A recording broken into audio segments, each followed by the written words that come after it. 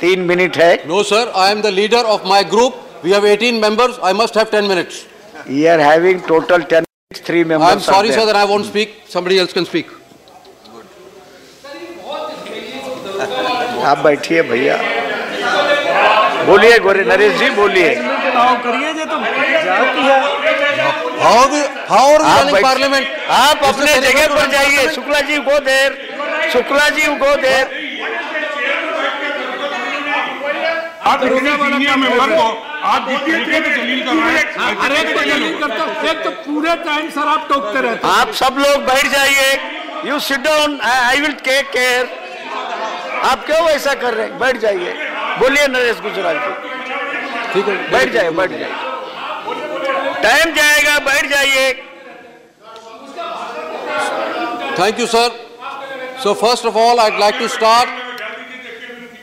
I would like to start by expressing my sympathies with my fellow members who are here. Commitments were made to Andhra Pradesh in this house, which unfortunately collectively have not been kept, and I feel sorry that their demands are not being met, and I hope the Honorable Finance Minister will look at their demands favorably. Sir, having said that, I feel that this is the most challenging budget for the Honorable Finance Minister since his government came to power.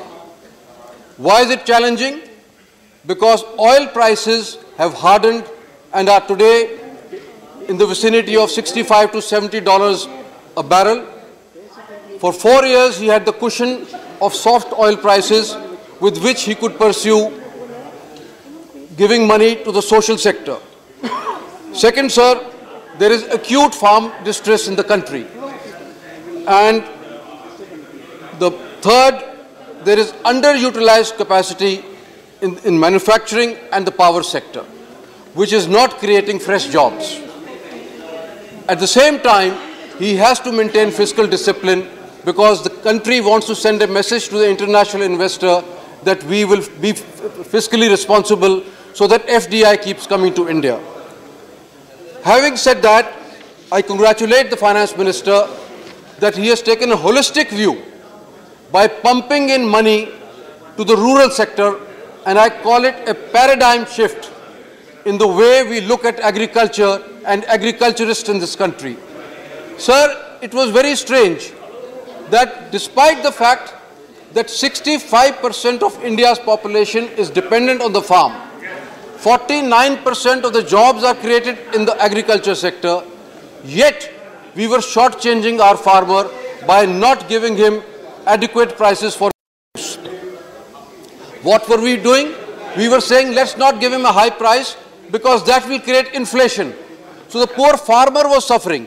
Every time international prices went up, we would put a ban on export. Because again, we wanted to protect a constituency in India, which was the urban constituency, and the farm sector kept suffering. So I congratulate the Finance Minister that he has said and kept the promise that the farmer will get 150% of his cost, which means cost plus 50%.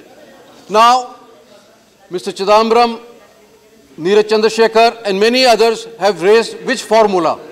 Is it A2 plus FL? Is it C2? Sir, I am not getting into any formulas.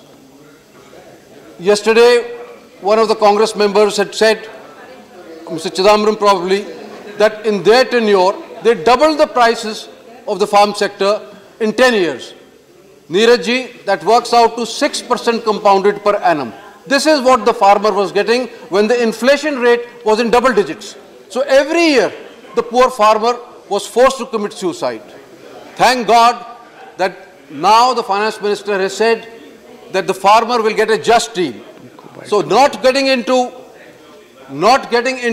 the details of which formula it is, I will only urge the Finance Minister that the next crop is coming in 2 months. We have raised the hopes of the farmer of this country. They are expecting a new deal, a big deal.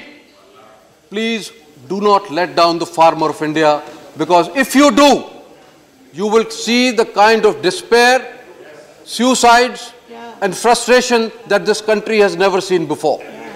So I do hope that, as I said, I'm not getting into the formulas, but I do hope that the farmer will finally get a proper deal.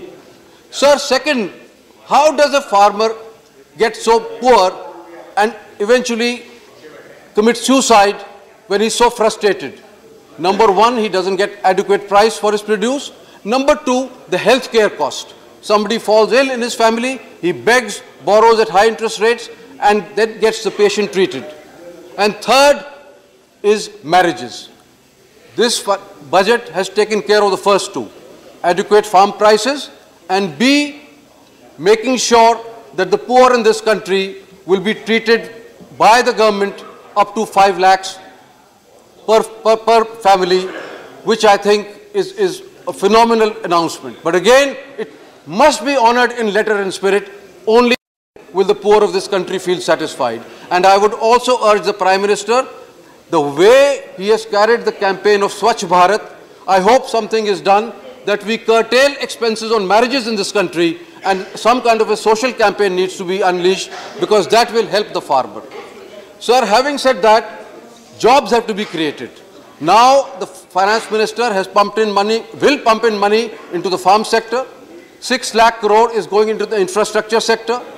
He is making sure that the textile sector, which is the second largest generator of jobs after the farm sector, will get its due and jobs will be created there. And also he has tweaked the labor laws so that till now it was that you could hire but not fire, but by giving fixed term contracts, this will ensure that industries start to hire more people. Sir, I am an optimist. The way BJP has followed and the NDA has followed economic policies, I am convinced we will see double-digit growth very soon.